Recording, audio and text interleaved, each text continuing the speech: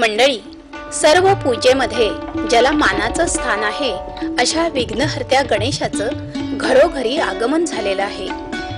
फार प्राचीन काळापासून या गणेशाची, गणपतीची पूजा केली जाते। वेदकाळातही याचा उल्लेख आढळतो। अशा या बुद्धिदात्या गणपतीची आराधना, पूजा करताना निसर्गातील अनेक फुलांचा, पानांचा उपयोग करतात। दुर्वा, जास्वंद, अर्जुन सादडा, केवडा, शमी यासारख्या 21 पत्री म्हणजेच वनस्पतींची पानं, फुलं हे गणपतीला वाहतात।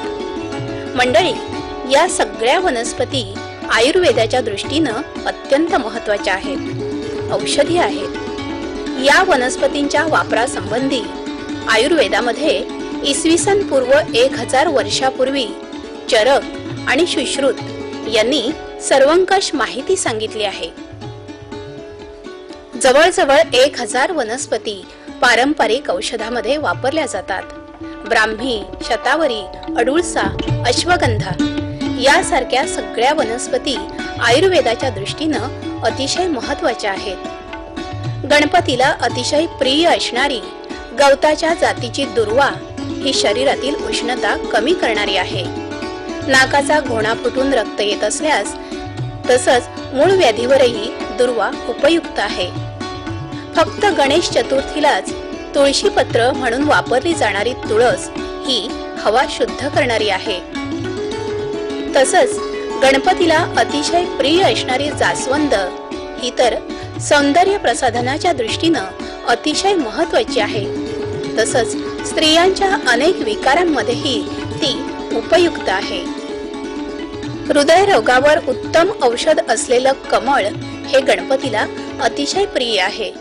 तर मंडळी, अशा आयुर्वेदाचा अमोल ठेवा आपण जपला पाहिजे। आपल्या संस्कृतीचा, अध्यात्माचा पाया हा निसर्गात आहे। हा अमोल ठेवा पुनरुज्जीवित करून आपण तो जपला पाहिजे।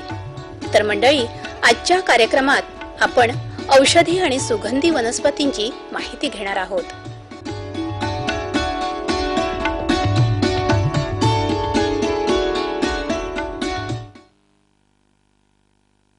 बंधू भगिनींनो, कृषी दर्शन कार्यक्रमात आपल्या सगळ्यांचं मनापासून स्वागत। मंडळी, आज पूर्ण देशामध्ये जर आपण बघितलं तर काही राज्यांमध्ये दुष्काळ सदृश परिस्थिती निर्माण झाली असं आपण म्हणतो। महाराष्ट्राचा जर विचार केला तर 1972 मध्ये जो दुष्काळ पडला होता तेवढाच तीव्रतेचा दुष्काळ याही वर्षी महाराष्ट्रामध्ये पडला।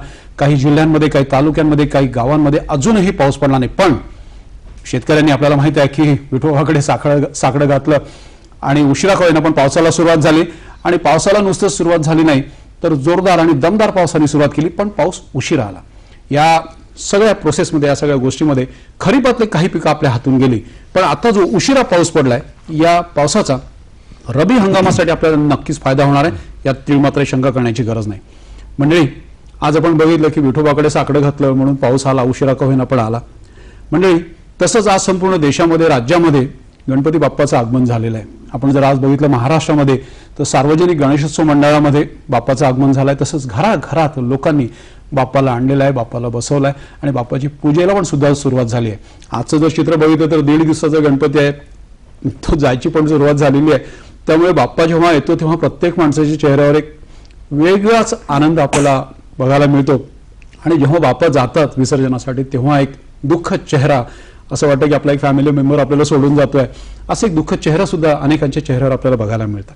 म्हणजे गंमत अशी आहे की जेव्हा आपण बाप्पाला आणतो आणि जेव्हा आपण पूजा मांडतो आपल्या घरामध्ये किंवा सार्वजनिक गणेशोत्सव मंडळामध्ये तर अनेक साहित्याची जुळवाजुळव आपल्याला करावी लागते। मग अगदी आपल्याला माहित आहे की जास्वंदाचं फूल बाप्पाला खूप आवडतं, गणपती बाप्पाला, म्हणजे गुणांचा देव म्हणजे गणपती असं आपण म्हणतो, पण त्याच्या पण आवडीनिवडी आहेत। त्याला जास्वंदाचं फूल आवडतं, दुर्वा आवडते, अनेक साहित्यांची जुळवाजुळव आपल्याला करावी लागते। पण दुर्वा आपण जेव्हा वापरतो तर आपण नाण्याची दुसरी बाजू आपल्याला हे सांगतं की दुर्वा जी आहे एक औषधी वनस्पती सुद्धा आहे। जास्वंदाचं फूल हे सुद्धा एक औषध आहे, त्यापासून औषध तयार करता येतं। असे अनेक साहित्य सामग्री ज्याची आपण पूजेमध्ये मांडणी करतो, पण त्याचे औषधी अनेक उपयोग आहे। त्यापासून आपण घरगुती औषधं तयार करू शकतो। आणि मी म्हणजे बरेच या विषयातले जे तज्ञ आहेत ते असाध्य रोग सुद्धा बरे करण्याची क्षमता या साहित्य सामग्रीमध्ये हे आजच्या कार्यक्रमाच्या माध्यमातून आपल्याला कळेलच. सर्वात महत्त्वाचं म्हणजे आज आम्ही कृषी दर्शनमध्ये हा विषय यासाठी निवडला की बाप्पाचं आगमन झालंय, महाराष्ट्रामध्ये उत्साहाचं वातावरण आहे आणि दुष्काळाची परिस्थिती थोडीशी निवळली आहे कारण पाऊस आलेला आहे. आणि सर्वात महत्त्वाचं म्हणजे आज स्टुडिओमध्ये कृषी दर्शनच्या कार्यक्रमाच्या माध्यमातून आपण अशा दाम्पत्याला इथे बोलवलंय, म्हणजे शेतकरी दाम्पत्याला की ज्यांनी आपल्या शेतामध्ये नुसती शेती केली नाही, विविध पिकांची लागवड केली नाही, तर त्यांनी वनस्पती औषधींची लागवड केली. आणि सर्वात महत्त्वाचं म्हणजे गणेश पूजेमध्ये जे साहित्य लागतं, दुर्वा असो किंवा जास्वंद असो किंवा विड्याची पानं असो किंवा सुपारी असो, या साहित्यांपासून कोणत्या प्रकारची औषधं केली जाऊ शकतात आणि ती औषधं त्याचं महत्त्व काय आणि कोणकोणत्या रोगांवर त्या औषधांचा उपयोग होऊ शकतो. मंडळी, आपली ओळख करून देतो. सर्वप्रथम वनश्री पुरस्कार त्यांना प्राप्त झालेले आहेत श्रीयुत सखाराम नामदेवराव शिंदे. नमस्कार सर. गाव त्यांचं शिवणी आहे, बीड जिल्ह्यातून इथे आल्यात आणि त्यांच्या सौ सुद्धा आपल्यासोबत आल्यात. संजीवनीताई, तुमचंही कृषी दर्शन कार्यक्रमामध्ये दोघांचंही मनापासून स्वागत. आपण इथे आलात, कार्यक्रमात सहभागी झालात. खूप मला प्रश्न विचारायचे आहेत कारण जेव्हा आपण सगळे लवकर आलो कार्यक्रमाच्या पूर्वी तेव्हा तुम्ही खूप मला चांगली चांगली माहिती दिली. तसेच आमच्या दर्शकांना सुद्धा तुम्हाला खूप फोन करून प्रश्न विचारायचे आहेत कारण त्यांच्या मनामध्ये खूप शंका आहेत. तर त्यांना पहिले फोन नंबर सांगूया आपण. मंडळी, फोन नंबर आमचे नोट करून घ्या. पहिला नंबर आहे 24908050 आणि दुसरा नंबर आहे 24988050. जे दर्शक मुंबई बाहेरून फोन करणार आहेत त्यांनी 022 हा STD कोड अगोदर फिरवायचा आहे. सखाराम भाऊ, परत मनापासून तुमच्या दोघांचं स्वागत. नमस्कार. तुमच्यापासून सुरुवात करूया. आता शेतकरी आहात तुम्ही, हाडाचे शेतकरी आहात. कोणत्या प्रकारची शेती आपल्याकडे आणि किती एकर आहे? मला 6 एकर शेती आहे. मला महाराष्ट्र शासनाचा एक वनश्री पुरस्कार 1992 ला भेटला. म्हणून मी वनामध्ये रमलो. माझी वनशेती बघण्यासाठी महाराष्ट्रातून लोक येत होते आणि लोक येत असताना की तेच लोक मला असं सांगत होते की हे झाड ह्या रोगाला चालतं, ते झाड त्या रोगाला चालतं. म्हणून मी ते लिहून घेत होतो आणि ते लिहून घेतलेलं विविध प्रयोग त्याचा मी करत होतो, फोनवर लोकांना माहिती सांगत होतो. त्याचं मी बऱ्याच वन औषधीची नंतर लागवड केली, जसं अश्वगंधा आहे, काटे, लाजळू आहे, शतावरी आहे, बेल आहे, कवट आहे, उंबर आहे आणि असे विविध वनस्पतीची लागवड करून मी त्याचा संग्रह केलेला आहे. संग्रह केल्यानंतर की मी कुणाकडून पैसे तर घेतच नाही, तर पैसे तर घेतच नाही, बरोबर. पण शेवटी तुम्ही जसं जांबाचा पाला तुमच्या तोंडामध्ये जर आला असेल, तोंडामधले छिलके जात असेल किंवा तोंडामधलं आलं असं जर कोणी म्हणत असेल तर डॉक्टर तुम्हाला लुटतायत. गोष्ट छोटी आहे, पण तुम्ही नुसता जांबाचा पाला एक 2-3 टाइम सकाळपासून संध्याकाळपासून 5 पानं जर खाल्ले तर तुमच्या तोंडातलं आलेलं, तोंडातली उष्णता कसलीही राहते. मी असं बऱ्याच लोकांवर प्रयोग केले आणि त्याचे रिझल्ट मला आले. थोडक्यात सखाराम भाऊंना हे सांगायचं कारण बरेच दर्शक जे आपले कार्यक्रम बघणार आहेत, विशेषतः शहरातले लोक जे बघणारे कार्यक्रम आहेत त्यांना जांबाची पालं त्यांनी खायला सांगितलं आहे. तर जांबाची पालं म्हणजे पेरूची पानं. पेरूची पानं जर आपण खाल्ली आणि आपलं तोंड येत असेल, आपण ज्याला म्हणतो माउथ अल्सर ज्याला आपण म्हणतो, सारखं सारखं काही लोकांचं तोंड येतं, तर त्या लोकांनी जर पेरूची पानं चगळून खाल्ली आणि त्याचा चोथा जरी गिळला तरी हरकत नाही. त्यांचं असं म्हणणं आहे की तोंडातली फोड येण्याची जी क्रिया आहे, बऱ्याच लोकांना त्रास होतो. आज जीवन धकाधकीचं झालेलं आहे, त्यामुळे वेळेवर जेवण होत नाही, पाणी प्यायला सुद्धा वेळेवर मिळत नाही कधी कधी, त्यामुळे या गोष्टी घडतात. म्हणून सखाराम भाऊनी सांगितलं. सखाराम भाऊ, एक महत्त्वाचा प्रश्न मला हा विचारायचा आहे की आता आपल्या शेतामध्ये लागवड तर आपण करतात विविध पिकांची, पण वनस्पती औषधींची जी एक लिस्ट आपल्याकडे आहे की या वनस्पती औषधींची लागवड मी माझ्या शेतात केली आहे, तर 1, 2, 3, 4, 5 काय सांगता येईल? तर माझ्याकडं पांढरी रिंगणी आहे की त्याला लक्ष्मणा म्हणतात. जसं लक्ष्मणाला शक्ती लागली होती आणि लक्ष्मणाला शक्ती लागल्यानंतर ते पांढऱ्या रिंगणीलाच लक्ष्मणा म्हणतात. त्याच्यात मध्ये इतकी ताकद आहे त्या पांढऱ्या रिंगणीमध्ये. तर उदाहरण द्यायचं झालं तर पांढऱ्या रिंगणीला लक्ष्मीचा अवतार म्हणतो की जसं तुम्ही दगडाची आणि फोटोची पूजा करताय लक्ष्मीची, त्याच्यात प्रत्यक्ष लक्ष्मीचं त्या पांढऱ्या रिंगणीमध्ये वास्तव्य असतं. तर ते एकतर आपण एक फोन घेऊया. अच्छा, कारण एक फोन आलाय लगेच, कारण त्यांना आपण जास्त वेळ थांबवू शकत नाही. डॉक्टर अभय कुलकर्णी नाशिकहून काय विचारू इच्छितात? Hello hello hello. हा डॉक्टर साहेब नमस्कार. हा नमस्कार. तो कार्यक्रमात तुम्ही पण सहभागी होणार होता? हो हो हो. हा नमस्कार. नमस्कार बोला. हा मी डॉक्टर साहेब होणार होतो. डॉक्टर साहेब 21 पत्रीविषयी आम्हाला ऐकायचंय तुमच्याकडून. हो, एक गणपतीच्या पूजेमध्ये 21 पत्री वापरल्या जातात. हो, गेल्या अनेक वर्षांपासून आम्ही याच्यावरती संशोधन करायला सुरुवात केली. बरोबर. या 21 वनस्पती म्हणजे खरं म्हणजे आपल्याला नेहमी होणारे जे आजार आहेत त्या आजारावरती आपल्याला प्राथमोपचार म्हणून वापरता येतील अशा सगळ्या वनस्पती आहेत. आणि आपल्या संस्कृतीने विज्ञान आणि आरोग्य यांचा धर्माशी चांगल्या पद्धतीने सांगड घातलेली आहे. म्हणजे धर्म हा आपल्याला सगळ्या दृष्टीने उपयोगी पडणारा आहे. चांगल्या गोष्टी या धर्माशी जोडल्या जाव्यात, इष्टम धर्मेण योजयेत अशी आपल्या संस्कृतीची परंपरा आहे. बरोबर. तर त्यासाठी म्हणून या 21 वनस्पतींचा आरोग्याशी असलेला संबंध म्हणून या वनस्पती आहेत आपल्याला सांगितलेल्या याच्यामध्ये. आणि या वनस्पती मध्ये दुसराही एक उद्देश आहे, म्हणजे पर्यावरणाची जोपासना. बरोबर. म्हणजे असं होतं की आपल्या संस्कृतीला असं कधीच मान्य नाही की आपण झाडावरची पानं उरबाडावीत आणि ती देवाला वाहावीत. याच्या मागे असा उद्देश आहे की वनस्पतींचं वर्षभर या सगळे रोपं आपण घरी आणावीत, त्यांचं वर्षभर जोपासना करावी त्यांची, आणि मग आपल्याला त्यातलं एक पान वाहून गणपतीला वाहण्याचा अधिकार मिळतो. तर असा याच्या पाठीमागे दृष्टिकोन आहे. तुम्ही जर बघितलं तर या श्रावणामध्ये असलेल्या या सणांमध्ये पत्री वापरल्या जातात. म्हणजे मंगळागौरीच्या पूजेमध्ये पत्री वापरल्या जातात, हरतालिकेच्या पूजेमध्ये वापरले जातात, गणपतीच्या पूजेमध्ये वापरले जातात. तर ह्या मुख्य उद्देश असा आहे की या सगळ्या म्हणजे पूर्वी आजी असायची, सून असायची, नातसून असायची, अशा सगळ्यांना बरोबर घेऊन त्या दाखवायच्या. ते सांगायचे हा आघाडा हा पोटाच्या विकारांवरती खूप चांगला उपयोगी पडतो बरं का, मुतखड्यावरती याचा खूप चांगला उपयोग आहे बरं का, या दुर्वा शरीरात रक्तस्राव झाला की या दुर्वांचा रस नुसता घेतला तरी उपयोगी पडतो, अशी प्रत्यक्ष वनस्पती दाखवायची. मग त्याचं एक पान घेऊन यायची आणि मग हे सगळं देवाला व्हायचं. म्हणजे हे उपयोगी आहे, चांगलं आहे, असा या पत्री पूजनाचा उद्देश आहे. आणि यामध्ये या 21 वनस्पती ज्या आहेत या खरं म्हणजे आपल्या भोवती असलेल्या सगळ्या वनस्पती आहेत. म्हणजे दुर्वा आहे, आगाडा आहे, त्याच्यानंतर शमी आहे. शमी नावाचं एक अलौकिक वनस्पती आहे. ही वनस्पती म्हणजे याच्यामध्ये दैवी गुणधर्म आहेत. म्हणजे शमी शमयते पापम असं त्यांनी म्हणलेलं आहे. डॉक्टर साहेब, शमीची पानं आमच्या सोबत आहेत इथे. हा, शमीची पानं आहेत म्हटलं इथे. हो, शमीची पानं आहेत. तर या शमी हा अतिशय एक चांगला उपयोगी वनस्पती आहे.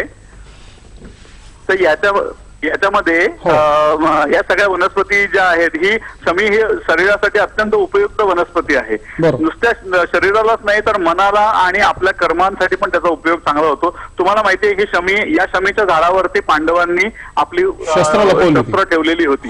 आणि म्हणजे या शमीचं महत्व असं आहे की या शमीची पूजा करून बाहेर पडलं तर कधीच पराभव होऊ शकत नाही, असा या शमीमध्ये अलौकिक गुणधर्म आहे. आणि या सोप्या वनस्पती आहेत. याच्यामध्ये एक बृहती नावाची, डोरली नावाची वनस्पती आहे. डॉक्टर साहेब, आपल्याला इतकी मोठी लिस्ट तुमच्याकडे आणि तुमचं ज्ञान आणि मला वाटतं मोठं ते एक ग्रंथालयच आहे तुमच्याकडून, आम्हाला बरंच काय ऐकायचं आहे. आणि मला असं वाटतं की तुम्ही कार्यक्रमात आमच्याशी आता सहभागी झाल्यात आणि मला सतत काही प्रश्न विचारायचे आणि इव्हन सकाराम भावना पण तुम्हाला काही विचारत आहे. पण आमचे दर्शक म्हणतात आहे की त्यांना छोटीशी एक विश्रांती हवी आहे, घेऊया का? हो, जरूर घेऊया ना. म्हणजे घेऊया एक छोटीशी विश्रांती. जरूर. पुन्हा एकदा आपल्या सगळ्यांचं कृषी दर्शन कार्यक्रमामध्ये मनापासून स्वागत. आज कृषी दर्शन मध्ये चर्चा सुरू आहे कृषी संस्कृती आणि वनस्पती औषधींचं महत्व आणि अध्यात्म या विषयावर चर्चा सुरू आहे. अत्यंत आगळा वेगळा विषय आपण चर्चेसाठी निवडलाय. सखाराम भाऊ, मध्येच डॉक्टर कुलकर्णी साहेबांचा फोन आला नाशिकवरून आणि तुम्ही सांगत होतात की तुमच्या शेतामध्ये कोणकोणत्या वनस्पती औषधींची तुम्ही लागवड केली आहे आणि तेवढ्याच फोन आला डॉक्टरांचा. काय सांगताय? माझ्याकडे नारळ आहे, पांढरी रिंगणी आहे, शतावरी आहे, अश्वगंधा आहे, अजून जास्वंद आहे, दुर्वा पण आहे, कृष्णा तुळस आहे, जास्वंद आहे, बेलाचं झाड आहे.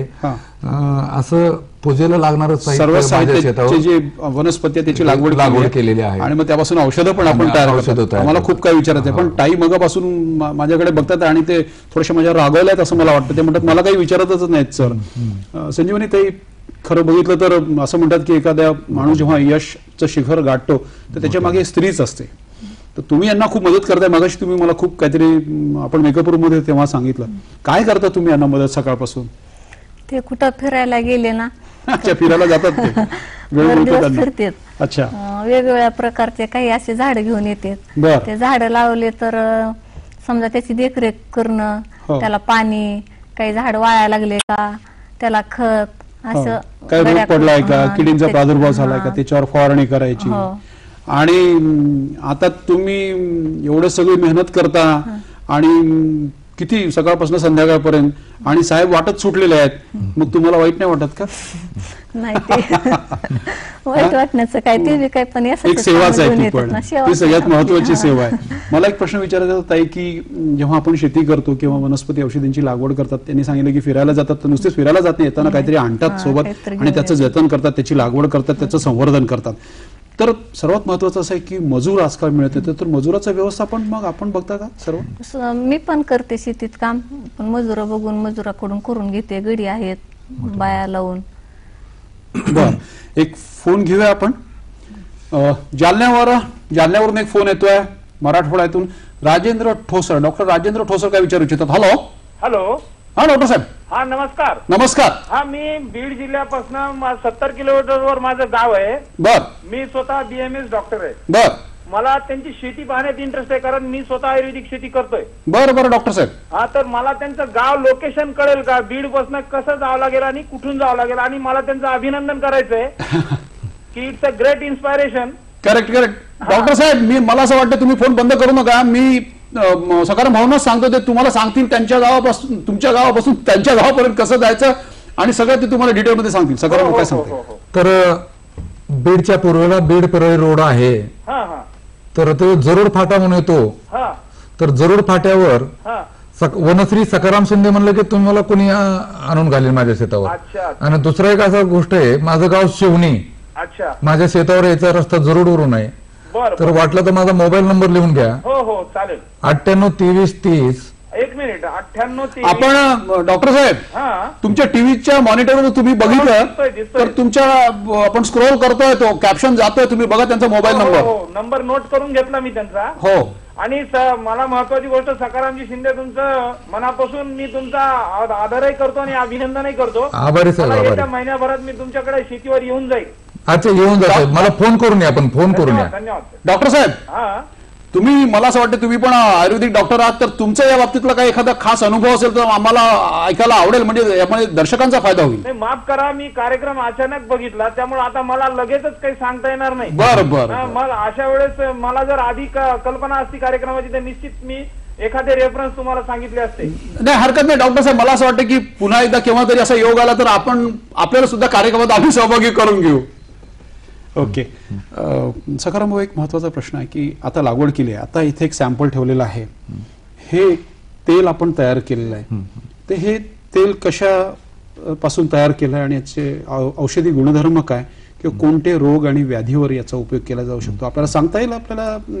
आणि मुख्य म्हणजे या ज्या वनस्पतीपासून आपण हे तेल तयार केलंय, याची लागवड आणि हे शेतकऱ्यांना तयार करता येईल का? कारण आपण आपला जो शेतकरी हा कार्यक्रम बघतोय, त्यांनी आता वन औषधींच्या लागवडीकडे पण वळले पाहिजे ते, आणि औषधं तयार त्यांनी केले पाहिजे, कारण हा एक मोठा विषय आणि याच्यापासून शेती एक मोठा व्यवसाय याच्यातून निर्माण होऊ शकतो. काय सांगता येईल?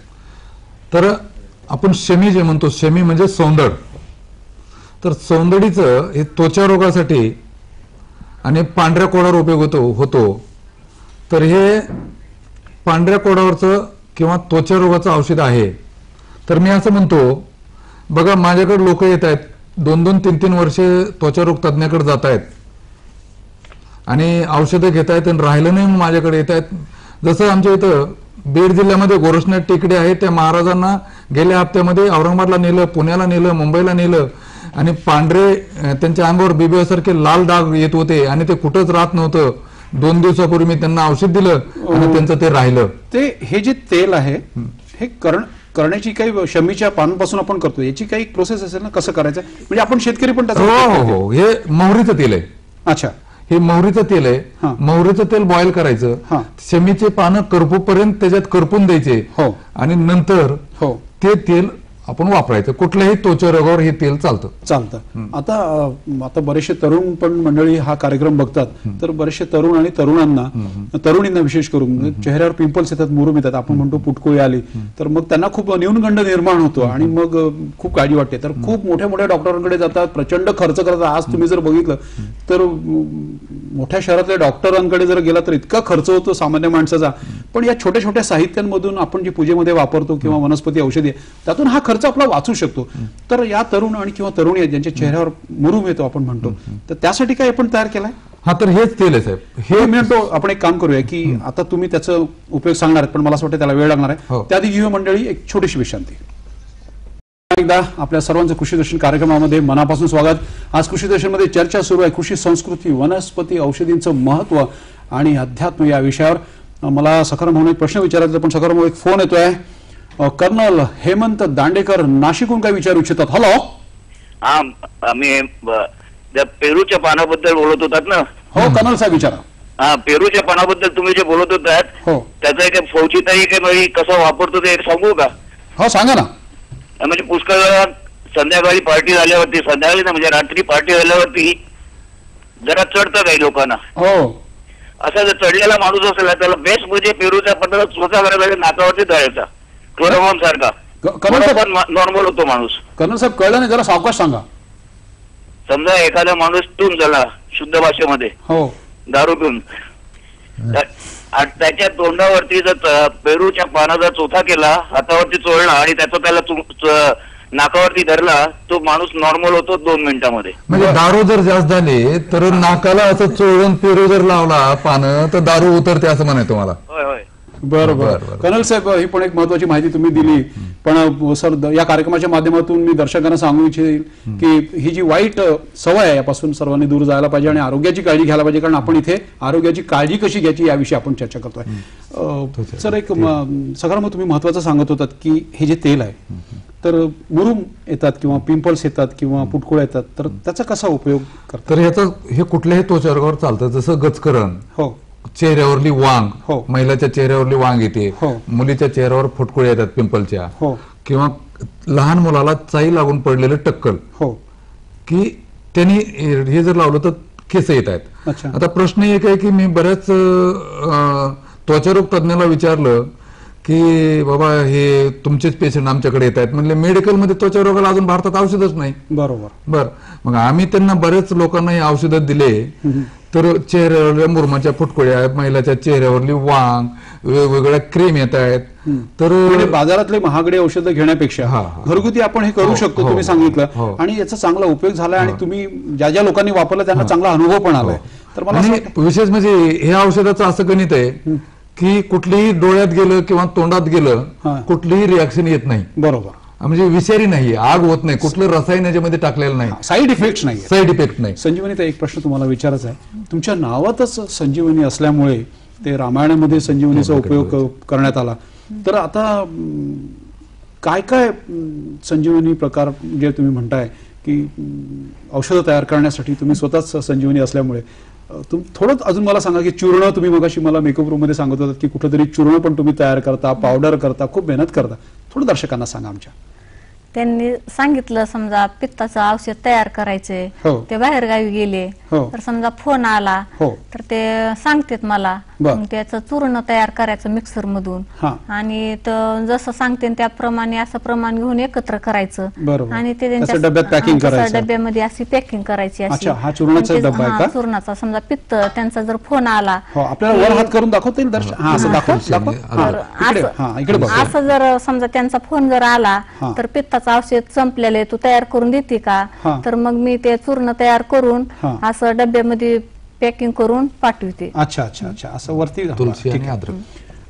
तर मी असं म्हणतो की पित्ताने लोक जर्जर झालेत, दररोज 10-10 रुपयाच्या गोळ्या खातात, तर 75 ग्राम तुळशी चूर्ण, 25 ग्रॅम सुंठ चूर्ण घ्यायचं आणि एक अर्धा ग्लास गरम पाण्यामध्ये 1 चमच्यावर टाकायचं, हे असं चमचा टाकायचा आणि त्याच्यात 1 लिंबू पिळायचं आणि सकाळी आमुषापोटी प्यायचं.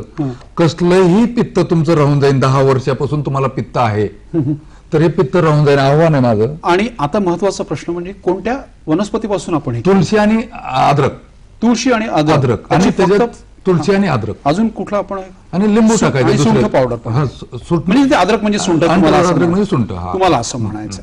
बरं, आता एक सर्वात महत्वाचं म्हणजे पूजेमध्ये आपण हळद सुद्धा वापरतो. हो हो, फार त्याला अनन्यसाधारण महत्व आहे. आणि आपल्या आयुर्वेदामध्ये सुद्धा म्हटलंय, मोठ्या मोठ्या ग्रंथांमध्ये म्हटलंय, धन्वंतरीमध्ये असं म्हटलंय की हळद म्हणजे अँटीसेप्टिक. तर त्याविषयी थोडं दर्शकांना जर सांगितलं. तर साहेब, माझं शिक्षण मॅट्रिक नापास आहे.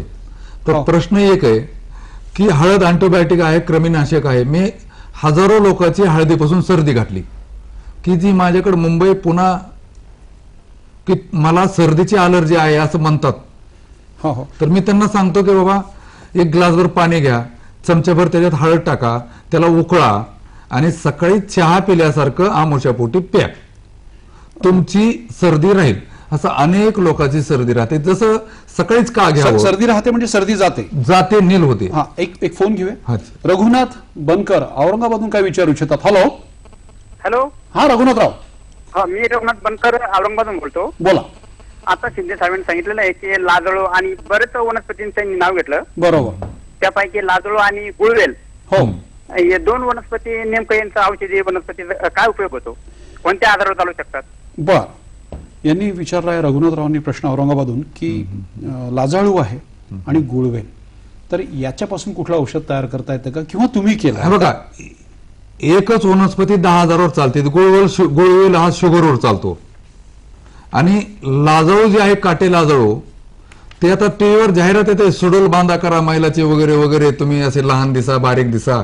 ते लाजाळूचं चूर्ण केलं आणि त्याचा लेप जर दिला की असं डगळ जे माणसं असतात ना, आता ते मला टीव्हीवर बोलता येणार नाही, टीव्हीवर बोलता येणार. मी तुम्हाला सांगतो, आजकाल जर शहरातल्या मुलींकडे तुम्ही जर मुलीकडे साईज 0 म्हणजे खूप त्यांचं त्या सुंदर दिसल्या पाहिजे, नाजूक दिसल्या पाहिजे. त्या लाजाळू म्हणजे आकर्ष नाही. लाजाळू म्हणजे माणसाला बारीक करण्यासाठी त्याचं चूर्ण जर अंगावर लेप दिला, लेप जर दिला तर तो असं बारीक होईल, आकसून जाईल. काही पार्ट असं हे लोंबत आहे असं खाली, तर हे जर इथं मालिश केलं तर असं ते थोडक्यात जाईल. असं सौंदर्य टिकवण्यासाठी आणि आपली एक फिगर असते, म्हणजे पुरुषांना सुद्धा त्याची आवश्यकता असते. आज आपण पूर्वी लोक या बाबतीत जागरूक नव्हते, आता लोक जागरूक झाले. तर लाजाळूपासून तशा प्रकारचं औषध तयार करता येईल, असं तुम्हाला घरगुती बी करता येईल. बरं, आता पूजेमध्ये गुलालाचा पण वापर केला जातो, तर गुलालाविषयी थोडं सांगा दर्शकांना. तर गुलाल शरीराची उष्णता कमी करतो, हो, आणि थंडावा करतो. त्याचं गुलाल हा रांगोळीपासून तयार होतो, हळदीपासून आणि रांगोळीपासून. बरोबर. तर रांगोळीपासून जे रांगोळी म्हणजे दगडापासून, हो, ते उष्णता कमी करतो आणि शरीर थंड करतो. बरोबर. आणि दोष व मच्छर कमी करतो गुलाल. अच्छा. जे माणसाच्या शरीरामध्ये चीड, दोष, मच्छर जे असतात, हो हो, ते हळदीपासून तयार होतो. आणि आता ऍक्च्युली या धकाधकीच्या आयुष्यामध्ये थोडस चिडचिडपणा आणि लोकांमध्ये हा गुण वाढलाय. तर आपलं असं म्हणणं आहे की गुलालाचा उपयोग करून हा कमी होऊ शकतो. हळदी आणि रांगोळी, हळदी आणि रांगोळीपासून गुलाल तयार होतो. हळदी अँटीबायोटिक आहे. हो, म्हणजे जसं नवरदेवाला हळद लावतो आपण, की नवरीकडे आणि नवरदेवाकडे दोघंही निर्जंतुकी करून घेतो, स्टरलायझेशन करून घेतो. आणि तसं गुलालामध्ये हळद आणि रांगोळी आहे. रांगोळीमधून सकाराम भाऊ, मला खूप प्रश्न विचारायचे आहेत, कारण माझ्याकडे खूप प्रश्नांची मोठी लिस्ट आहे आणि दर्शकांची पण खूप मोठी लिस्ट आहे. पण मला असं वाटतं की आता सर्वांना एक विश्रांतीची गरज आहे. मंडळी, या नोटवर घेऊया छोटीशी विश्रांती. पुन्हा एकदा आपल्या सगळ्यांचं कृषी दर्शन या कार्यक्रमामध्ये मनापासून स्वागत. आज कृषी दर्शन मध्ये आपण चर्चेसाठी विषय निवडलाय कृषी संस्कृती, वनस्पती, औषधींचं महत्व आणि अध्यात्म या विषयावर. सकाराम भाऊ, एक मला प्रश्न विचारायचा आहे की खूप महिलांना किंवा घरातल्या व्यक्तींना, ज्येष्ठ व्यक्तींना, डॉक्टर अभय कुलकर्णी मला वाटते परत फोनवर आहेत, त्यांच्याशी पहिले बोलूया. डॉक्टर साहेब नमस्कार. हॅलो. हा डॉक्टर साहेब बोला. हा नमस्कार. नाही, कशावर संबंधात सांगितलं होतं तुम्ही, विचारत होता? 21 पत्री आपण सांगत होता. हो, आणि तिथे आपला विषय थोडासा वेळेअभावी थांबावा लागला आपल्याला. हो हो हो हो. तर याविषयी आम्ही म्हणजे पूर्वी काय झालं की सगळे 21 वनस्पतींच्या बाबतीमध्ये कोणाला माहिती नसायची की नेमके कुठली वनस्पती आहे. त्याच्यात सगळी नावं संस्कृत मध्ये आहेत. त्यामुळे मग त्याचं संशोधन करून आम्ही नेमके कुठले वनस्पती आहेत ते संशोधन केलं आणि ते रोपं आम्ही लोकांना बघायला उपलब्ध करून देतो. आणि इथे आम्ही त्याचे अनेक प्रदर्शनं भरवतो की लोकांना त्याची माहिती कळावी, त्याच्याविषयी ती रोप कसं दिसतं, ती वनस्पती कसं दिसतं. कसं आता सकाराम शिंदे आहेत, त्यांच्या भागामध्ये त्यांना झाडं वनस्पती भरपूर बघायला मिळतात. डॉक्टर साहेब, त्यांच्या 21 पत्र जी आहेत त्याचं आपल्याला लिस्ट सांगता येईल? हो, 21 पत्रींची लिस्ट सांगता येईल ना. सगळ्यात पहिलं आहे ते म्हणजे मालती म्हणजे मोगरा. हो. हा, त्याच्यानंतर दुसरं आहे ते म्हणजे अर्जुन सादडा. हो. त्याच्यानंतर बेल. हो. त्याच्यानंतर पांढऱ्या दुर्वा म्हणजे दुर्वा खरं म्हणजे दोन्ही दुर्वा उपयोगी आहेत, औषधी गुणधर्म दोन्ही दुर्वांमध्ये आहेत, पण गणपतीला वाहण्यासाठी ज्या दुर्वा निवडल्या जातात त्या पांढऱ्या दुर्वा निवडल्या जातात. हो. त्याच्यानंतर बोराचं पान हे वाहिलं जातं, बदरी पत्र म्हणतात त्याला. हो. तेही अतिशय औषधी वनस्पती आहे, विशेषतः स्त्रियांच्या विकारांसाठी फार चांगलं औषध आहे ते. हो. त्याच्यानंतर 6वी वनस्पती आहे ती म्हणजे धोत्रा. हो. त्याच्यानंतर आणखीन एक 7वी वनस्पती आहे ती म्हणजे माका. हो. माका हे तुम्हाला सगळ्यांना माहिती आहे की केसांच्या याच्यावरती, नुसतं केसांच्या त्याच्यावरती नाही तर हाडांच्या साठी शरीरातल्या अस्थी, आजकाल सगळ्या जणांना कॅल्शियम कमी पडतं किंवा व्हिटॅमिन डी ची डेफिशियन्सी असं दिसतं, तर अशा लोकांना या माक्याचा फार चांगला उपयोग होऊ शकतो. आपल्याला बऱ्याच जणांना माहिती आहे की माका हे केसांच्या विकारांसाठी औषध वापरलं जातं, केसांच्या तेलामध्ये माका असतो, पण तो फक्त केसांसाठी नाही, केवळ सौंदर्य प्रसाधन नाही तर ते हाडांसाठी एक उत्तम औषध आहे. त्याच्यानंतर तुळस आहे त्याच्यामध्ये. त्याच्यानंतर शमी आहे. त्याच्यानंतर आघाडा आहे. त्याच्यानंतर डोरली म्हणजे बृहती नावाची एक वनस्पती आहे ती आहे, त्याला डोरली म्हणतात. त्याच्यानंतर कण्हेर जे आहे, तर त्याच्यानंतर रुई म्हणजे पांढरी रुई ज्याला मंदार म्हणतात आयुर्वेदामध्ये, ते मंदार आहे त्याच्यामध्ये. त्याच्यानंतर गोकर्ण म्हणजे विष्णुक्रांता असं नाव आहे खरं म्हणजे त्या 21 वनस्पतींमध्ये, तर त्या विष्णुक्रांता हे तुळशीला पण विष्णुक्रांता म्हणतात. आणि एक गोकर्ण नावाची वनस्पती आहे, त्याला संस्कृतमध्ये अपराजिता असं नाव आहे, म्हणजे बुद्धीसाठी हे अतिशय उत्तम औषध आहे. विशेषतः आकलन शक्ती जी आहे ती या अपराजितामुळे होते, आणि त्याला अपराजिता नाव असं आहे की जे कधीही त्याचा पराजय होत नाही, म्हणजे बुद्धीच्या जोरावर. तुम्हाला माहिती आहे गणपती ही बुद्धीची देवता आहे आणि बुद्धी इतकी चांगली वाढते या अपराजिताने की त्याचा कधी पराजय होत नाही, म्हणून या वनस्पतीला अपराजिता असं नाव दिलेलं आहे. त्याच्यानंतर पुढची वनस्पती आहे ती म्हणजे डाळिंब, डाळिंब पत्र ज्याला म्हणतात. आणखीन एक हे डाळिंब तुम्हाला माहिती आहे की हे असं अलौकिक औषध आहे की त्याच्या सर्वांगाचा उपयोग होतो, म्हणजे डाळिंबाच्या दाण्यांचा औषधात उपयोग होतो, डाळिंबाच्या सालीचा औषधात उपयोग होतो, डाळिंबाच्या पानांचा उपयोग होतो, आणि खोकल्यावरती हे अतिशय उत्तम औषध आहे. डाळिंबाचं दाढीमावलेह नावाचं एक औषध मिळतं. त्याच्यानंतर डाळिंबाची साल आहे ना ती नुसती आपण जेव्हा खातो ते आपण फेकून देतो ते साल, ते जर वाळवून ठेवले आणि त्याची पावडर करून ठेवली तर जुलाब किंवा अगवण अशा प्रकारचे जेव्हा आजार होतात किंवा खूप जास्त मोठ्या प्रमाणात डाळ होते, ते नुसतं मधातून चाटवलं डाळिंबाचं चूर्ण, डाळिंबाच्या सालीचं चूर्ण, तर ते अतिशय चांगलं उपयोगी औषध आहे त्याचं. त्याच्यानंतर एक देवदार नावाची वनस्पती आहे, या वनस्पतीबद्दल मला विशेष करून सांगायचं आहे.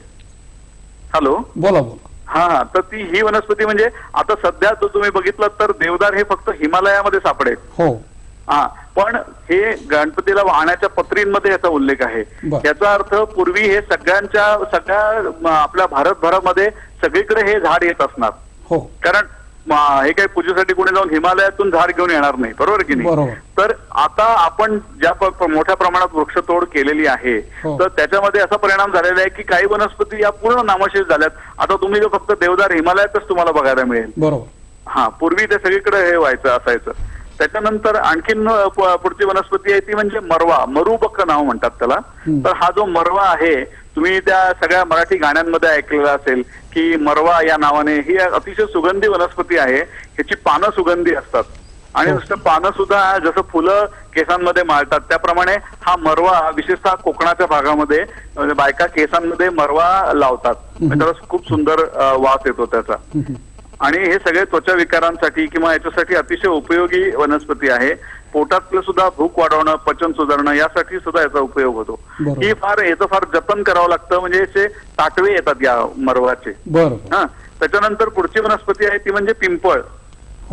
पिंपळ तर तुम्हाला माहिती आहे सगळा की याला म्हणजे गीतेमध्ये पण त्याला म्हणलेलं आहे की वृक्षाणाम अश्वत्थोस्मी, म्हणजे सगळ्या वृक्षांमध्ये मी श्रेष्ठ वृक्ष आहे पिंपळ.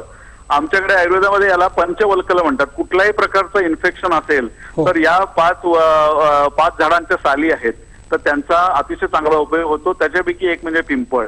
आणि या पिंपळाचा म्हणजे कुठल्याही प्रकारचा स्त्राव येणं, कुठल्याही प्रकारचं इन्फेक्शन होणं, कुठलेही न भरणारी जखम. डॉक्टर साहेब, पिंपळ म्हणजे फायकस रिलिजियोसा तुम्ही म्हणताय का? हो फायकस रिलिजियस विषयी मी तुम्हाला छोटीशी एक माहिती देऊ इच्छितो. डेहराडूनला जी फॉरेस्ट रिसर्च इन्स्टिट्यूट आहे त्यांनी याच्यावर अनेक वर्ष संशोधन करून हे सिद्ध केलं आहे की जगामध्ये ही एकमेव अशी वनस्पती आहे म्हणजे पिंपळाचं झाड की जे 125 पट जास्त प्राणवायू देतं. हो अगदी तुम्ही म्हणता ते बरोबर आहे. म्हणजे आज मोठ्या शहरांमधून जे प्रदूषण किंवा जे झालेलं आहे पोल्युशन तर प्राणवायू मिळणं लोकांना कठीण झालंय. तर लोकांनी जर आपल्या घरामध्ये पिंपळाच्या झाडाचं बोन्साय म्हणजे वामन वृक्ष करून जर ठेवलं तर एक ऑक्सिजन पंप घरात ठेवल्यासारखं आहे. अगदी खरंय. मला वाटतं डॉक्टर साहेब अजून आपल्याला चर्चा करायची आणि थोडंसं वेळेचं बंधन आहे. मंडळी खूप काही आपल्याला आज जाणून घ्यायचं आहे आणि वेळेचं पण बंधन आहे. पण त्याआधी आपल्या सगळ्यांचं कृषी दर्शन कार्यक्रमामध्ये मनापासून स्वागत.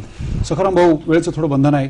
कलश आपण ठेवतो पूजेमध्ये तर नारळ असतं, विड्याची पानं असतात, त्यात सुपारी पण असते.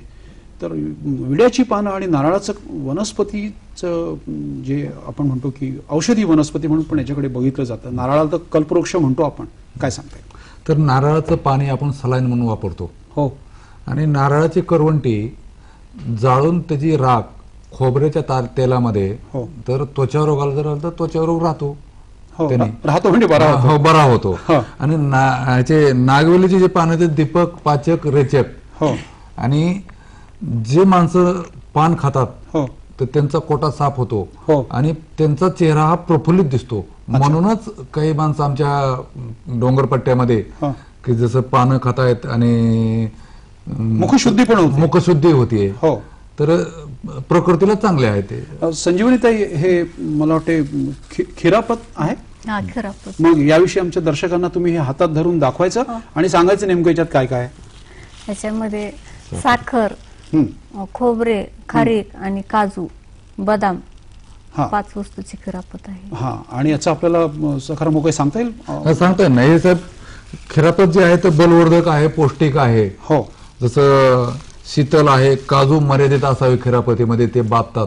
हो. की जसं पैलवानाला आपण जे डिलिव्हरी झाल्यानंतर बाईला आपण जे देतो ना अशक्तपणा, ते डेकवाडा, सुकवाडा जे म्हणतो आणि त्याची प्रकृती रिकवर व्हावी.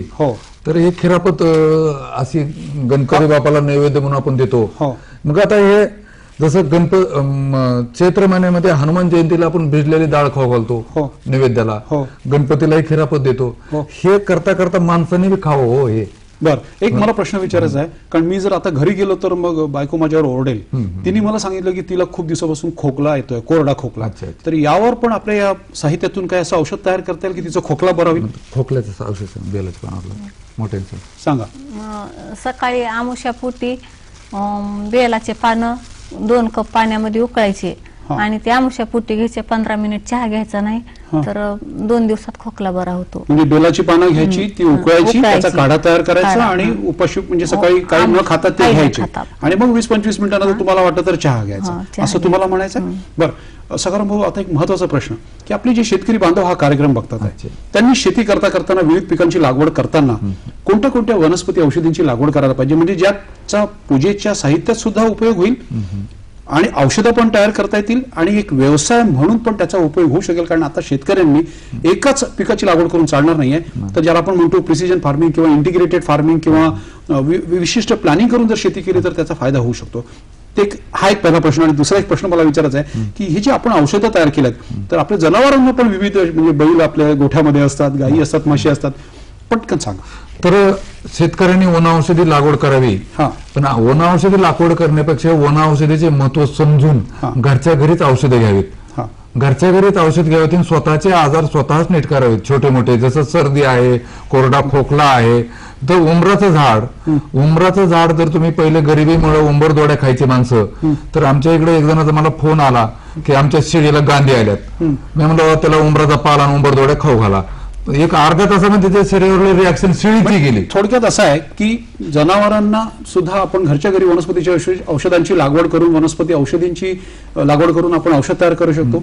त्याचा व्यवसाय म्हणून आपण उपयोग करू शकतो शेतीसोबत आणि जनावरांना सुद्धा त्याचं औषध तयार होऊ शकतो. आणि सर्वात महत्वाचं म्हणजे गणेश पूजेमध्ये आपण जे काय साहित्य वापरतो निसर्गाने जे आपल्याला दिलेलं आहे त्यातून सुद्धा आपण अनेक प्रकारची औषधं घरगुती घरच्या घरी तयार करू शकतो. आणि औषधांवर होणारा जो मोठा खर्च आहे मोठ्या शहरांमधून म्हणा ग्रामीण भागातून तो खर्च आपण टाळू शकतो. आणि आपल्या संस्कृती आपल्या देशाच्या संस्कृतीने आयुर्वेदाने इतकं काय काय आपल्यासाठी निसर्गामध्ये दडवून ठेवलंय, आपल्याला शोधण्याची गरज आहे. ती आपल्याला दृष्टी असायला हवी, एक विजन आपल्याकडे असणं आवश्यक आहे. मंडळी, मला असं वाटतं की आजच्या कार्यक्रमाच्या माध्यमातून फुलाची पाकळी, आज सखाराम भाऊ इथे आल्यात, संजीवनी ताई इथे आल्यात आणि त्यांनी सांगितलं की अनेक औषधं आपण घरच्या घरी तयार करू शकतो, ज्या औषधांच्या सेवनामुळे आपण अनेक रोगांपासून, ज्यावर आपण खूप खर्च करतो, त्यापासून आपला बचाव करू शकतो. शेतकऱ्यांनी सुद्धा याचा विचार करण्याची गरज आहे. मला असं वाटतं काळाची गरज आहे. आपण दोघे इथे कार्यक्रमात आलात, सहभागी झालात आणि खूप साध्या सोप्या ग्रामीण भाषेमध्ये आपण जे आम्हाला सगळं ज्ञान सर्वांना, आमच्या दर्शकांना दिलं, मनापासून धन्यवाद. नमस्कार.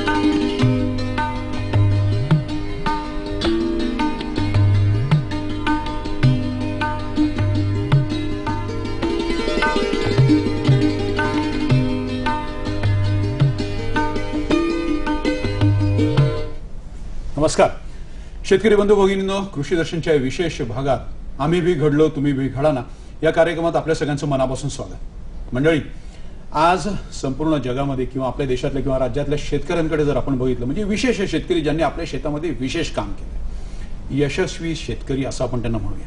त्याचं कारण असं आहे की आपण आज या 21व्या शतकामध्ये जर पारंपरिक पद्धतीने जर शेती केली तर त्यातून आपल्याला शाश्वत कृषी उत्पादन मिळेलच याची अजिबात गॅरंटी नसते. आणि म्हणूनच आधुनिक तंत्रज्ञानाचा अवलंब आपण शेतामध्ये केला, आधुनिक कृषी तंत्रज्ञानाचा जर आपण कास धरली आणि आपल्या शेतामध्ये त्याचा अवलंब केला तर शाश्वत कृषी उत्पादन आपल्याला मिळतं. आणि त्याहीपेक्षा महत्त्वाचं म्हणजे आज जागतिक बाजारपेठेमध्ये ज्या दर्जाचं उत्पादन कृषी माल आपल्याला हवा आहे किंवा लोकांना हवा आहे तो आपण उत्पादित केला तर आपल्याला यश मिळू शकतं. मंडळी, आज आपल्या देशामध्ये, आपल्या राज्यामध्ये अनेक शेतकरी आहेत की ज्यांनी आपल्या शेतामध्ये अपार कष्ट केले आणि नुसतेच कष्ट नाही केले तर त्यांनी सर्वोत्कृष्ट कृषी माल उत्पादित केलाय आणि म्हणून ते यशस्वी झाले. काही शेतकरी असे आहेत की ज्यांनी अपार कष्ट केले, सर्वोत्कृष्ट कृषी माल उत्पादित केला आणि त्याहीपेक्षा म्हणजे काहीतरी भिन्न केलाय, काहीतरी वेगळं केलाय, नवनवीन प्रयोग आपल्या शेतामध्ये केलाय आणि म्हणून ते यशस्वी झाले. मंडळी, आपण कुठल्याही क्षेत्रामध्ये असा आपल्याला जर यशस्वी व्हायचं असेल तर दोन गोष्टी अत्यंत महत्त्वाच्या आहेत की त्या म्हणजे पहिली गोष्ट की आपण सर्वोत्कृष्ट काम करायला पाहिजे किंवा सर्वोत्तम असलं पाहिजे तर आपण यशस्वी होऊ शकतो. आणि त्याहीपेक्षा महत्त्वाचं म्हणजे दुसरी महत्त्वाची गोष्ट की जर आपल्याला यशस्वी व्हायचं असेल तर काहीतरी वेगळं, जगावेगळं आपल्याला करायला पाहिजे, भिन्न करायला पाहिजे तर आपण यशस्वी होऊ शकतो. मंडळी, आपल्या देशामध्ये, आपल्या राज्यामध्ये असे अनेक शेतकरी आहेत ज्यांना अनेक पुरस्कार मिळालेत, कृषी रत्न, कृषी भूषण, उद्यान पंडित किंवा वनश्री पुरस्कार. तर या शेतकऱ्यांनी काय केलंय? या शेतकऱ्यांनी इतर शेतकऱ्यांपेक्षा भिन्न केलंय, वेगळं केलंय, म्हणून त्यांना यश मिळालेलं आहे. त्याहीपेक्षा महत्त्वाचं म्हणजे त्यांनी सर्वोत्कृष्ट काम केलेलं आहे, सर्वोत्तम कृषी उत्पादन त्यांनी आपल्या शेतामध्ये निर्मित केलेलं आहे आणि म्हणून त्यांना यश मिळालेलं आहे. मंडळी, आम्ही भी घडलो तुम्ही भी घडा ना या कार्यक्रमाच्या माध्यमातून आपण दोन महानुभाव शेतकऱ्यांना इथे बोलवलंय की ज्यांनी आपल्या शेतामध्ये आपल्या कार्याच्या माध्यमातून सर्वोत्कृष्ट काम केलंय, सर्वोत्तम काम केलंय, म्हणून त्यांना यश मिळालंय, म्हणून ते आज या स्टुडिओमध्ये आहे. आणि त्याहीपेक्षा महत्त्वाचं म्हणजे त्यांनी भिन्न केलेलं आहे, काहीतरी वेगळं केलंय, आपल्या शेतात नवनवीन प्रयोग केलाय आणि म्हणून त्यांना यश मिळालं आणि म्हणून ते आपल्या स्टुडिओमध्ये आज आहेत. आपली ओळख करून देतो. सर्वप्रथम वनश्री श्रीयुत सखाराम शिंदे. नमस्कार साहेब. सखाराम भाऊ हे शिवणी गावचे आहेत, मुक्काम पोस्ट शिवणी, जिल्हा बीड इथून आलेले आहेत आणि वनस्पती औषधींविषयी त्यांचं फार मोठं मोलाचं कार्य. नुसतंच वनस्पती औषधींची लागवड त्यांनी केलं नाही, त्याचं संवर्धन केलं नाही, तर त्यांनी त्यातून औषधं निर्माण केली आहेत आणि त्या औषध त्यांनी अनेक लोकांना मोफत दिलेले आहेत. त्या कार्यक्रमाच्या माध्यमातून आपल्याला कळेलच. त्यानंतर आपल्यासोबत आहेत श्रीयुत महेंद्र घागरे. यांची पण अशीच ओळख आहे की यांनी वेगळं काहीतरी केलेलं आहे, जगा वेगळं केलंय, म्हणून महेंद्र भाऊंना यश मिळालंय आणि लोक त्यांच्या पाठीमागे आहेत. हरित मित्र परिवाराचे संस्थापक आहेत, पुण्याहून इथे आलेले आहेत आणि चंदनाची लागवड यामध्ये त्यांचा हातखंड आहे. दोन्ही महानुभाव आपल्यासोबत आहेत. नमस्कार. नमस्कार. कृषी दर्शन कार्यक्रमामध्ये आपल्या दोघांचंही मनापासून स्वागत. महेंद्र भाऊ, सखाराम भाऊ, खूप मोठं कार्य आहे तुमचं आणि आमच्या दर्शकांना तुम्हाला खूप प्रश्न विचारायचे आहेत, त्यामुळे पहिले त्यांना फोन नंबर आपण सांगूया. मंडळी, फोन नंबर आमचे नोट करून घ्या. पहिला नंबर आहे 2490805050 आणि दुसरा नंबर आहे 2498 8050. जे दर्शक मुंबई बाहेरून फोन करणार आहेत त्यांनी 022 हा एसडी कोड अगोदर फिरवायचा आहे. महेंद्र भाऊ, तुमच्यापासून सुरू करूया. चालेल. महेंद्र भाऊ, आपली दूरदर्शनची संकल्पना आहे एक गाव एक परिवार. अनेक महाराष्ट्रातल्या गावांमध्ये ही संकल्पना आपण राबवतोय आणि आपण विशेष करून मला असं वाटतं की नुसती संकल्पना म्हणून त्याकडे आपण बघितलं नाही महेंद्र भाऊ, तर आपण पुणे जिल्ह्यातच नव्हे तर संपूर्ण महाराष्ट्रामध्ये आपण एक गाव एक परिवार एक व्रत म्हणून घेतलेलं आहे आणि संपूर्ण महाराष्ट्रामध्ये संपूर्ण गावाचं वनीकरण करायचं, वृक्षांची लागवड करायची. कारण आपल्याला माहित आहे की वृक्षाचं जे ज्याला फॉरेस्ट कव्हर म्हणतो ते अत्यंत कमी आहे आणि पर्यावरणाचे अनेक धोके आहेत. तर एक गाव एक परिवार आणि चंदनाची लागवड आणि वृक्ष लागवड याविषयी आपल्याला दर्शकांना थोडंसं बोलायचं आहे. पण त्याआधी घेऊया मंडळी एक छोटीशी विषय. मंडळी, ब्रेक नंतर पुन्हा एकदा आपल्या सगळ्यांचं या विशेष भागामध्ये आम्ही बी घडलो तुम्ही बी घडा ना त्यात स्वागत. महेंद्र भाऊना एक प्रश्न मी विचारला होता पण मला वाटतं एक फोन येतोय. फोन पहिले घेऊया. मला वाटतं काहीतरी तांत्रिक अडचण आली. महेंद्र भाऊ, एक प्रश्न मी आपल्याला विचारला होता की चंदनाची लागवड एक गाव एक परिवार आणि वृक्ष लागवड, जिथे गाव आहे तिथे वृक्षांची लागवड झाली, काय सांगा? काय होतं की दूरदर्शनचे मी पहिले आभार मानतो, त्यानंतर एक गाव एक परिवाराचे आभार मानतो की त्यामुळे निदान लोकांपर्यंत मला पोहोचता आलं होतं. आणि मी आतापर्यंत एकटाच काम करत होतो, आता दूरदर्शन माझ्या पाठीमागं आहे. तर चंदनाची लागवड म्हणजे नुसतं त्या चंदनाला बदनाम केलं जातं, पण बदनाम न करता आणि चंदनात एवढे मोठे पैसे आहेत तर ते पैसे मी जवळजवळ 15 वर्ष झाले चंदनावरती काम करतोय. तर चंदनाचं जे काय मला यश मिळालेलं आहे आणि आज जवळजवळ माझे 8 ते 10 वर्षाची झाडं उभी आहेत.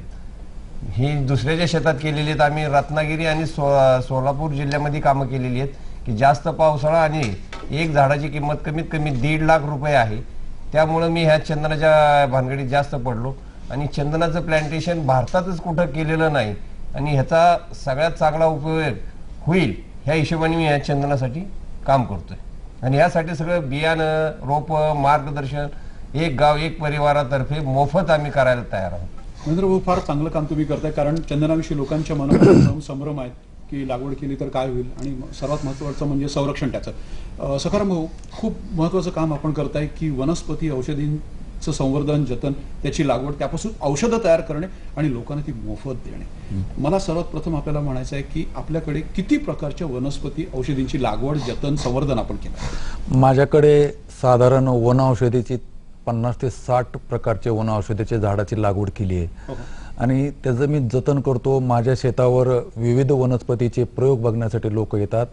त्या वनस्पतीचं आयुर्वेदिक काय महत्त्व आहे आणि लोकांना पटवून देण्याचं किंवा फोनवर सांगण्याचं काम करतो.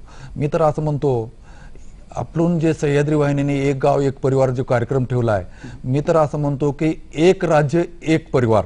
माझा परिवार म्हणजे राज्य आणि मला राज्यातून फोन येत आहेत. मी माझ्या परिवारासारखंच राज्यातल्या लोकांना समजतो आणि फोनवर लोकांना औषध सांगतो. दुसरं एक असं आहे की जे आपण अशी ठावे ते इतरांना सांगावे, शहाणे करूनच सोडावे सकळ जन. पण लोक फक्त तोंडापुरतच म्हणतात. मी हृदयापासून करतो हे काम आणि विविध आजारावर मोफत औषध सल्ला देतो आणि असं माझं काम आहे आणि करत राहणार आहे. एक फोन घेऊया. चंद्रकांत नलावडे साताऱ्याहून काय विचारू इच्छितात? Hello hello hello hello hello, नमस्कार. नमस्कार, विचारा फक्त. नमस्कार नमस्कार, विचारा. हा विरडीवरून बोलतोय. हे चंदन लागण केल्यानंतर चोरीला जातात, काय त्याच्याबद्दल संरक्षण असतंय का? नाही, चंदन चोरी जर झाली तर आता इलेक्ट्रिक माध्यम एवढे निघालेले आहेत की त्याला सेन्सर लावू शकतो की ते झाड कुठेही चोरून नेलं, हे जमिनीत 50-100 फूट जरी पुरून ठेवलं तर ते आपल्याला कुठं नेलंय काय नेलं याचं कळू शकतं. सेन्सर लावू शकतो, मोबाईलवरती SMS येऊ शकतो, त्याला कॅमेरे लावू शकतो. कारण 1 एकरामध्ये 200 झाडं बसतात. म्हणजे आजची कमीत कमी 3 कोटीची किंमत आजची आहे. 12 ते 15 वर्षानंतरची किती होईल ती मला माहित नाही. मी तर लोकांना सांगतो की सोनं नाणं हिरे मोती गल्लीबोळात मिळतील, पण चंदनाचं लाकूड हे कुठंच मिळणार नाही. पण चंदनाचं काम करायचं नसेल तर निदान त्याला बदनाम तरी करू नका. एवढे हात जोडून तुम्हाला कळकळायचं. नलावडे साहेब, आपण हा कार्यक्रम बघताय तर मला असं म्हणायचं की महेंद्र भाऊंचा नंबर आपल्याला टीव्हीच्या खाली एक छोटंसं कॅप्शन आम्ही दिलेलं आहे. महेंद्र भाऊंचा मोबाईल नंबर आपल्याला त्यातून कळेल आणि ते सेन्सर्स कुठे मिळतात, ते सेन्सर्स कसे लावायचे जेणेकरून समजा चंदनाची चोरी झाली तर आपल्याला SMS पण येतो किंवा सेन्सरच्या माध्यमातून आपल्याला कळते की चंदनाची चोरी कोणतरी करताय आणि त्यांनी सांगितलं की 100 फूट जमिनीत गाडलं तरी आपल्याला कळू शकतं. तर महेंद्र भाऊंचा नंबर आपल्याला स्क्रीनवर मिळू शकतो. अच्छा, आपल्याला कार्यक्रमाच्या माध्यमातून किंवा नंतर आपण नंबर जर नसेल तिथे तर दूरदर्शनला आपण पत्र लिहिलं तर महेंद्र भाऊंचा नंबर आपल्याला मिळू शकतो आणि त्या बाबतीत आपण निश्चिंत राहा, लागवड करा, चोरी होण्याचा काही प्रश्नच उद्भवत नाही. सखाराम भाऊ, सगळ्यात महत्त्वाचा प्रश्न असा आहे की आज आपल्या देशामध्ये, संपूर्ण देशामध्ये जसं आपण म्हणतो की सर्वात तरुण देश, तरुणांची संख्या असलेला देश म्हणजे भारत, पण दुसरी खेदाची गोष्ट आहे, दुःखद गोष्ट आहे ती की सर्वात जास्त मधुमेहाचे रुग्ण आपल्या देशामध्ये आहेत. तर मधुमेहासाठी तुमच्याकडे काही विशेष औषध आहे? बघा, मी काय डॉक्टर नाहीये, मी मॅट्रिक नापास शेतकरी आहे. प्रश्न असा आहे की मी कुठलं डिप्लोमा घेतलं नाही, पण माझी शेती बघायला महाराष्ट्रातून लोक येत होते आणि कुठलं झाड कुठल्या आजाराला चालतं हे लोक मला सांगत होते आणि मला लोकांनी सांगितलेलं मी लोकांना सांगत होतो. पण प्रश्न असा आहे की लोक बी काही चुकीचं सांगतात, त्यासाठी मी त्याचे प्रयोग केले, प्रयत्न केले, प्रॅक्टिकल केलं. तर मधुमेहासाठी की आपलं बेलाचं झाड जे असतं ना, बेलाचं झाड, ते हे बेलाचं झाड आणि लिंबोनी जे आपण भाजीवर लिंबू पिळून खातो, तर ते लिंबोनीचं पान आणि बेलाचे 2 पानं, लिंबोनीचे 2 पानं असं जर तुम्ही सकाळ संध्याकाळ जर ते खाल्लं तर 8 दिवसामध्ये जे तुम्हाला शुगर पासून जे त्रास होतोय ते 8 दिवसामध्ये इन्शुलिनचे इंजेक्शन किंवा गोळ्या औषध घ्यायची गरज पडणार नाही. असं मी प्रॅक्टिकली हजारो लोकांवर प्रयोग केले आणि लोक असं मला सांगतायत की डॉक्टर असं म्हणतायत की मला शुगर नाही 8 दिवसानंतर. तर असं लोकांनी जर शुगरसाठी बेलाचे 2 पानं, लिंबुनीचे 2 पानं असं जर खाल्ले तर नक्कीच शुगरवाल्यांना, बऱ्याच लोकांना आराम भेटल्याचं मी असं खात्री केलेली. आणि मी सह्याद्री वाहिनीचं असं आभार मानतो की मी माझ्या तालुक्यात, माझ्या जिल्ह्यात, माझ्या गावात बोलत होतो, पण सह्याद्री वाहिनीच्या माध्यमातून जगाच्या कल्याणा, संताच्या विभूती, जगाच्या कल्याणासाठी संतांनी इबीद लावलं पाहिजे. पण मी असं म्हणतो की जगाच्या कल्याणासाठी सह्याद्री वाहिनीने मला पूर्ण महाराष्ट्राच्या समोर उभा केलं आणि ह्या साऱ्या वनस्पतीचे लोकांना फायदे होतील आणि याच्यासाठी मी लोकांना मोफत बोलण्याचं, सल्ला देण्याचं, लोकांनी माझ्या शेतावर यावं, माझ्या संपर्कात राहावं आणि विविध आजाराचं प्रॅक्टिकल करावं, बघावं, मी लोकांना सांगायला तयार आहे. तर मधुमेहासाठी बेलाच्या झाडाचे 2 पानं आणि लिंबुनीच्या झाडाचे 2 पानं सकाळी एकदा, संध्याकाळी एकदा खावेत. म्हणजे सखाराम, तुम्हाला असं म्हणायचं की बेलाची 2 पानं आणि जे निंबू आपण जेवणामध्ये भाजीवर पिळतो त्याचे 2 पानं हे जर आपण सकाळ संध्याकाळ खाल्ले तर मधुमेह म्हणजे आपल्या शरीरात असलेले साखरेचं प्रमाण हे कमी होऊ शकतं. मधुमेह जे रुग्ण आहेत त्यांना त्याचा फायदा होऊ शकतो. मंडळी, या नोटवर घेऊ एक छोटीशी विश्रांती. मंडळी, ब्रेक नंतर पुन्हा एकदा कृषीदर्शनच्या विशेष भागात आपलं स्वागत. आम्ही बी घडलो, तुम्ही बी घडा ना. महेंद्र भाऊ, एक सर्वात महत्त्वाचा प्रश्न असा आहे की चंदनाची लागवड लोकांना करायची, पडीक जमिनीत चांगली लागवड होत असं तुम्ही मला मेकअप रूममध्ये सांगितलं.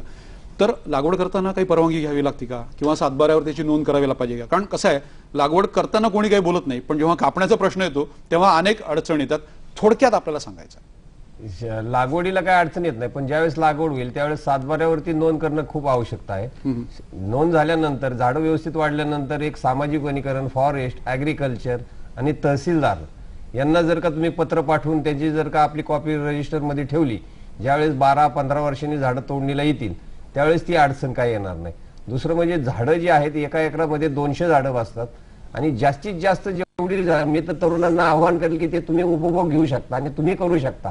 उद्याच्या भांडवलाच्या स्वरूपात तुम्ही झाडं लावा, असं मी लोकांना, मुलांना आवाहन करतो. सखाराम भाऊ, एक महत्त्वाचा प्रश्न असा आहे की एक गाव एक परिवार ही मोठी संकल्पना आहे आणि अक्षरशः व्रत म्हणून लोकांनी घेतलंय आणि लोक कामाला लागलेत आणि त्याचं खूप चांगलं फलित उभ्या महाराष्ट्रात आम्हाला दिसत आहे.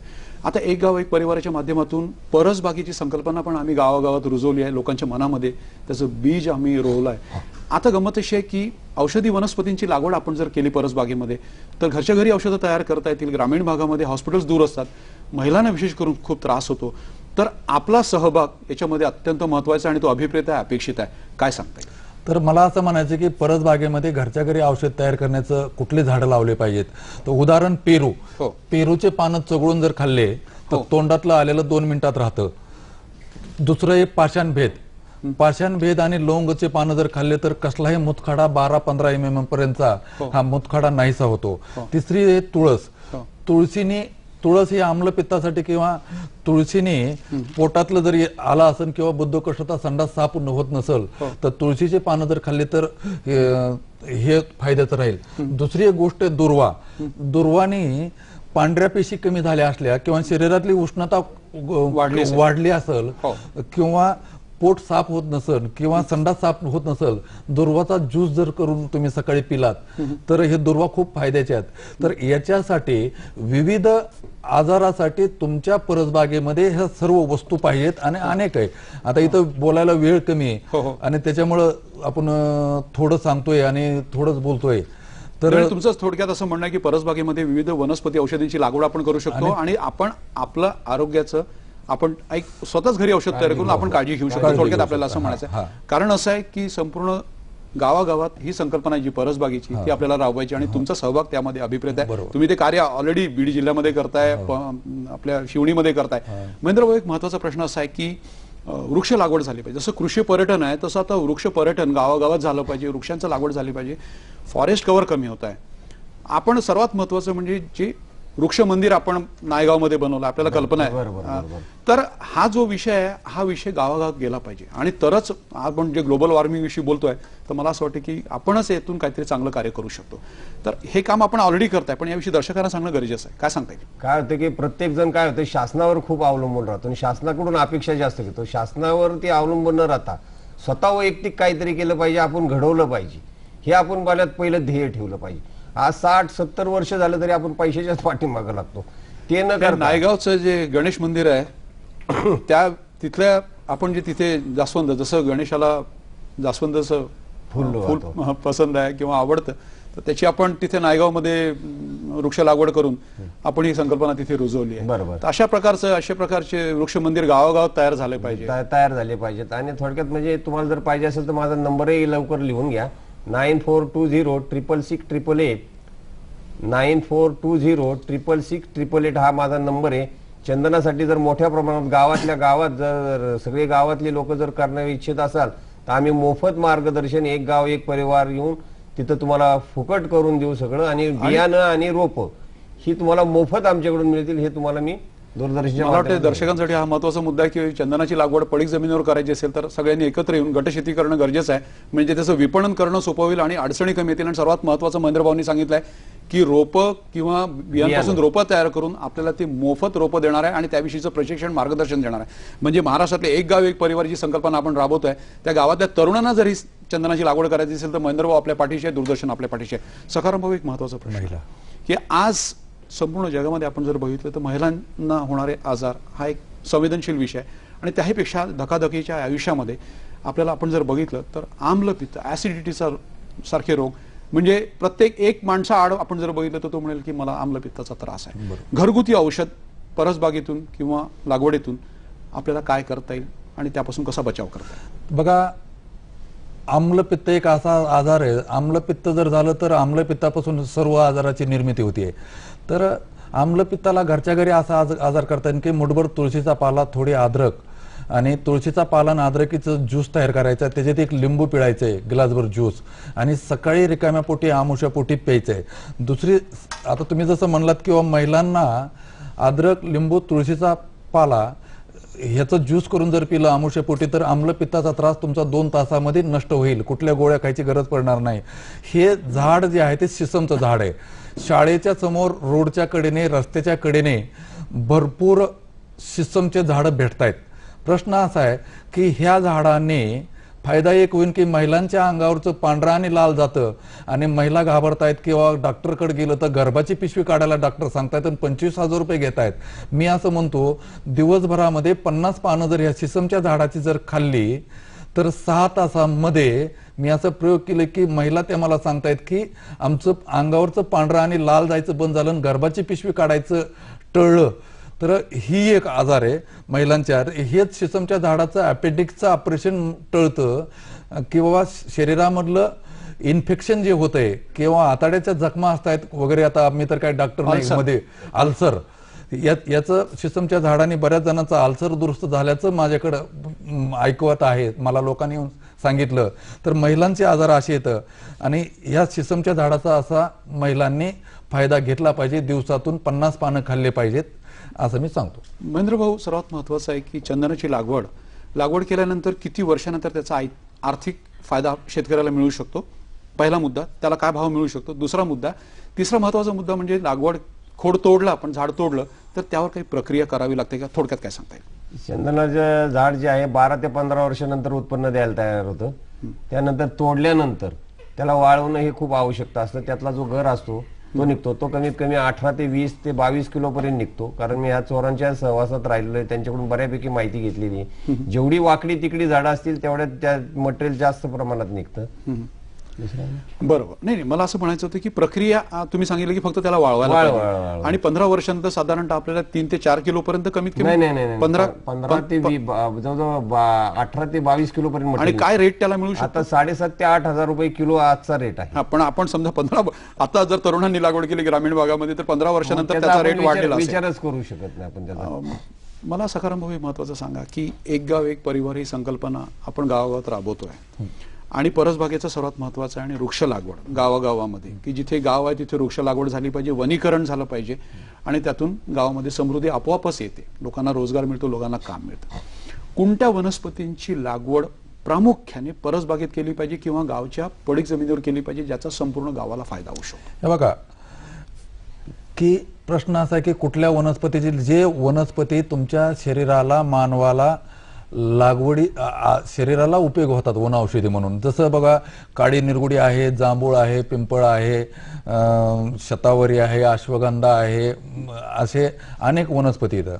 आणि वृक्ष लागवडीमध्ये बघा कुठलीही वनस्पती माणसाच्या कामाला येते. जसं तुकाराम महाराजांनी वृक्षवल्ली आम्हा सोयरे जे म्हणले होते, कारण खरा सोयरा कधी कामाला येत नाही, पण झाडाला सोयरा यासाठी म्हणलं की झाड हे सोयरा कधी धोका देत नाही. त्याच्यामुळं तुकाराम महाराजांनी प्रत्येक झाड हे माणसाला कामाचे आहे. आणि दुसरं एक कुठल्या वनस्पतीची लागवड केली पाहिजे असं जे तुम्ही म्हणताय की हे जे औषध आहे की आज अशी परिस्थिती की त्वचा रोगाला आज तरी बाजारामध्ये एक औषध नाहीये, पण मी माझ्या शेतावर असं काही वनस्पतीची लागवड करून हे त्वचारोगचं औषध तयार केलं. त्वचारोग म्हणजे गचकरण, सोरायसिस, इसबगोल, मूळव्याध. आणि याच्यानंतर की हे औषध त्वचारोगाला चालतं. आणि बघा तुम्हाला जर माझ्याकडे कुठलीही जर माहिती घ्यायला यायचं असेल, माझी शेती बघायला जर यायचं असेल तर माझा मोबाईल नंबर आहे 98 23 30 25 77. तर माझ्या गावाला शिवणीला या. माझी वृक्ष लागवड, वनौषधी लागवड आणि कुठल्या वनस्पती कुठल्या आजाराला कामाला येत आहेत ही तुम्हाला मी माझ्या शेतावर आल्यानंतर शिवणी तालुका बीड तर मी तुम्हाला मोफत मार्गदर्शन किंवा घरच्या घरी कसे औषध तयार करायचे असं मोफत सल्ला देणार आहे. की बघा जसं पेरूचं पान तुम्हाला सांगितलं की तोंडातलं आलं तर खाल्लं तर चालतंय, बेलाचे पानं उकळून प्या. सखाराम भाऊ तुम्हाला सांगायचं आहे की तोंड जर आलं असेल, तोंडात फोड आले असेल तर पेरूचे पानं चगळून खायची आहेत की तोंड आपलं बरं होऊ शकतं. थोडक्यात आपल्याला म्हणायचं मंडळी, आज दोन्ही महानुभाव शेतकरी ज्यांनी आपल्या शेतामध्ये सर्वोत्कृष्ट काम केलंय, भिन्न काम केलंय, वेगळं काम केलंय, प्रयोग केलाय नवनवीन आणि यश संपादन केलं, असे दोन महानुभाव आपल्या स्टुडिओमध्ये आले होते. त्यांनी आपल्याला मार्गदर्शन केलं. आपण दोघे इथे स्टुडिओमध्ये आलात, आमच्या शेतकऱ्यांना मार्गदर्शन केलं. मनापासून धन्यवाद. नमस्कार. नमस्कार.